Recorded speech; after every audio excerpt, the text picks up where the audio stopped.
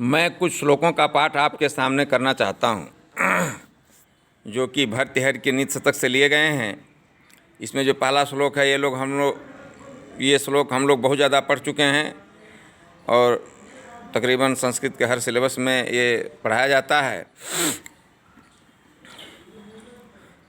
ये साम्न विद्या न तपो न दानम ज्ञानम न शीलम न गुणो न धर्मः।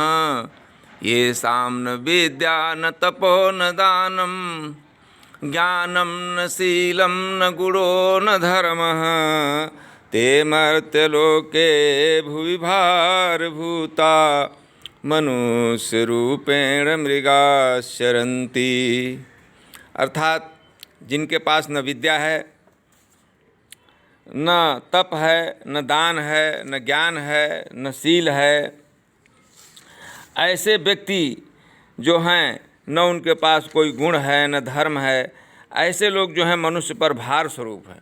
ऐसे लोग धरती पर भार स्वरूप हैं और वास्तव में वे हैं तो उनका मनुष्य का रूप, लेकिन वे पशु के रूप में विचरण कर रहे हैं। मनुष्य के रूप में वास्तव में वो पशु विचरण कर रहे हैं। मनुष्य रूपेण मृगाश्चरन्ति। रूप तो उनका मनुष्य है, लेकिन वास्तव में वे पशु हैं, ऐसा जो है नीतिकार कहता है। अब मैं दूसरा श्लोक पढ़ता हूँ। वरम पर्वत दुर्गेषु भ्रांतं वंचरैः सह न मूर्ख जन संपर्कः सुरेन्द्र भवनेष्वपि। वरम पर्वत दुर्गेषु भ्रांतं वंचरैः सह न मूर्ख जन संपर्कः सुरेन्द्र भवनेष्वपि। इसमें कवि का भाव यह है कि मूर्खों की संगति ठीक नहीं है। मूर्खों की संगति से अच्छा है कि हम जंगल में जो कोल भील हैं उनके साथ रहें, वो ठीक है, लेकिन मूर्खों की संगति ठीक नहीं है। अगर हम सुरेंद्र के भवन में भी रहते हैं, यानी अगर हम स्वर्गलोक में भी निवास पा जाते हैं और वहाँ मूर्खों की संगति है, तो वह ठीक नहीं है। मूर्खों की संगति से अच्छा है हम कोल भीलों के साथ जंगल में रहें, यानी हर स्थिति में हमें मूर्खों से दूर रहना है। यह कवि जो है वह इंगित कर रहा है। अब हम तीसरा श्लोक पढ़ते हैं। अम्भोजिनी वन विहार विलासमेव हंसस्य हन्ति नितरां कुपितो विधाता। नात्वास्य दुग्ध जल भेद विधो प्रसिद्धां वैदग्ध्य कीर्तिम् अपहर्तुमसौ समर्थः। इसमें कवि कहता है, यह एक अन्योक्ति है। इसमें कवि कहता है कि अगर हंस के ऊपर अगर ब्रह्मा जी अगर नाराज हो जाते हैं, तो वे जो कुमुदनी का जो जंगल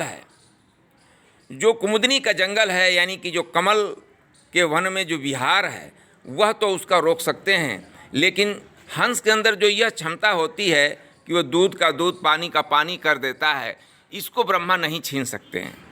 तो अन्योक्ति के हिसाब से इसका अर्थ होगा कि राजा जो है किसी विद्वान को अपने राज्य से तो निकाल सकता है, लेकिन जो उसकी विद्वता की जो सामर्थ्य है, यानी जो उसका विद्या का गुण है, जो सत्य असत्य को परखने वाली जो बुद्धि है, वह राजा छीन नहीं सकता है। इसीलिए कहा जाता है कि विद्वान का सम्मान सर्वत्र होता है, राजा का तो अपने राज्य में ही होगा।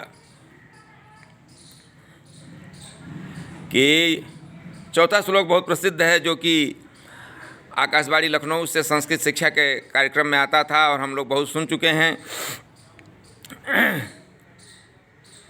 केयूराणि न भूषयन्ति पुरुषं हारा न चंद्रोज्ज्वला। न स्नानं न विलेपनं न कुसुमं नालंकृता मूर्धजा। वाणे का समलंकरोति पुरुषं या संस्कृता धार्यते। वाणे का समलंकरोति पुरुषं या संस्कृता धार्यते। क्षीयन्ते खलु भूषणानि सततं वाग्भूषणं भूषणम्। वाग्भूषणं भूषणम्। इसका अर्थ ये है कि बाजूबंद पहनने से मनुष्य की शोभा नहीं बढ़ती है, या चंद्रमा के समान उज्ज्वल हार पहनने से मनुष्य की शोभा नहीं बढ़ती है। मनुष्य की शोभा स्नान करने से, अच्छे अच्छे जो है पाउडर लगाने से भी मनुष्य की शोभा नहीं बढ़ती है, फूल से भी मनुष्य की शोभा नहीं बढ़ती है, और अच्छे अच्छे बाल रखने से भी मनुष्य की शोभा नहीं बढ़ती है। तो मनुष्य की शोभा कैसे बढ़ती है? कवि का कहना है कि ये जितने भी आभूषण है ये सब नष्ट हो जाते हैं, लेकिन वाणी का आभूषण जो है ये सदैव रहने वाला है। इसलिए कवि कहता है वाणी का समलंकरोति पुरुषम या संस्कृता धार्यते। वाणी ही एक ऐसा आभूषण है जो पुरुष की शोभा बढ़ाती है। और कैसी वाणी? जो सोच समझ करके बोली जाती है। सोच समझ करके बोली जाने वाली वाणी का जो आभूषण है यही मनुष्य की शोभा बढ़ाता है, क्योंकि और सभी आभूषण जो हैं नष्ट हो जाते हैं, लेकिन वाणी का आभूषण जो है वो मनुष्य के पास सदैव विद्यमान रहता है।